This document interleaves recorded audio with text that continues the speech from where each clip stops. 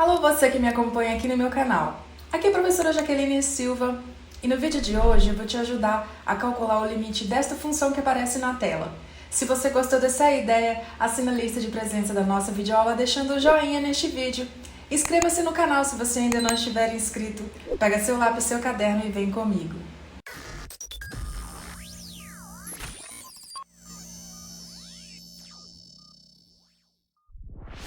Vamos lá então? Nós temos aqui o limite quando x tende ao infinito da raiz quadrada de x mais 1 menos a raiz quadrada de x. Nós vamos começar esta videoaula lembrando que todo número está sempre dividido por 1. E aqui o que nós vamos fazer? Nós vamos fazer um algebrismo antes de encontrar esse limite. Nós vamos multiplicar e dividir essa expressão pelo conjugado da raiz quadrada de x mais 1 menos a raiz quadrada de x, que vai ser a raiz quadrada de x mais 1, vou fechar aqui, mais a raiz quadrada de x. Então, eu vou multiplicar no numerador e vou aqui embaixo dividir, ou seja, eu vou repetir o mesmo número aqui embaixo. Por que eu vou multiplicar um número pelo seu conjugado? Porque lá no numerador vai aparecer para mim um produto notável bem conhecido pela gente, certo? Vai aparecer aqui em cima, olha, o produto da diferença pela soma de dois termos. Quem que é o produto da diferença pela soma de dois termos? Quem que é A menos B vezes A mais B?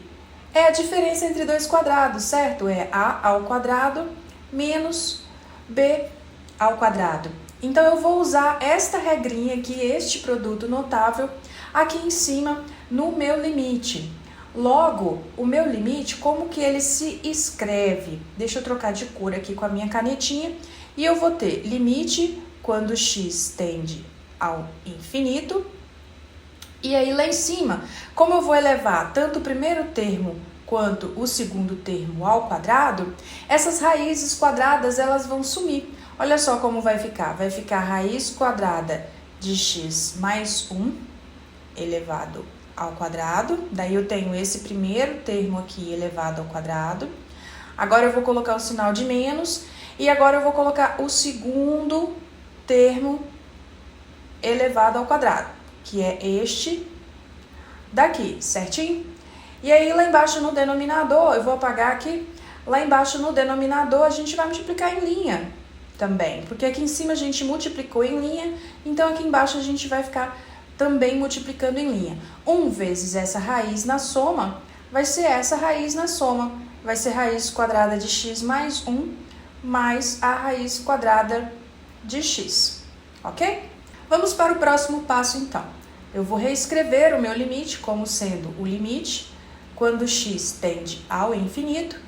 Lá em cima, quando a raiz eleva ao quadrado, nós perdemos o radical, então vai ficar x mais 1, menos, que é este sinal aqui, e novamente a raiz, quando eleva-se ao quadrado, o radical some, menos x. E embaixo eu vou repetir, raiz quadrada de x mais 1, mais a raiz quadrada de x. Aqui, este x com este x, ele é simétrico. Então, eu reescrevo o meu limite como sendo o limite quando x tende ao infinito do número 1 dividido pela raiz quadrada de x mais 1 mais a raiz quadrada de x. Aí, agora, nós temos uma análise para ser feita aqui. Este 1 que está no numerador, quando a gente calcula o limite quando x tende ao infinito da constante 1, nós temos aqui o x, nós temos aqui o y, e aí eu estou fazendo x tender ao infinito, o meu número ele permanece igual a 1. Então, esse limite da constante é a própria constante. Porém, no denominador nós temos duas funções, nós temos a raiz quadrada de x mais 1 e nós temos a raiz quadrada de x.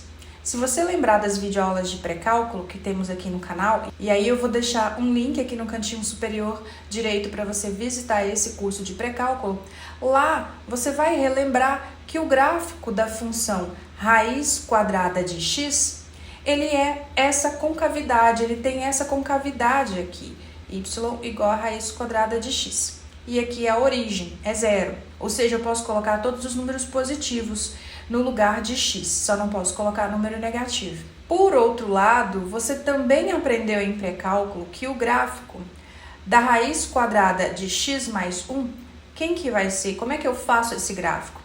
Bom, se x for 0, a gente colocar o 0 aqui dentro, 0 mais 1 vai dar 1. E a raiz quadrada de 1 é igual a 1. Então, esse é o ponto em que o meu gráfico intercepta o eixo das ordenadas. Por outro lado, se eu fizer x mais 1 igual a 0, para achar a raiz da minha função, o que eu tenho?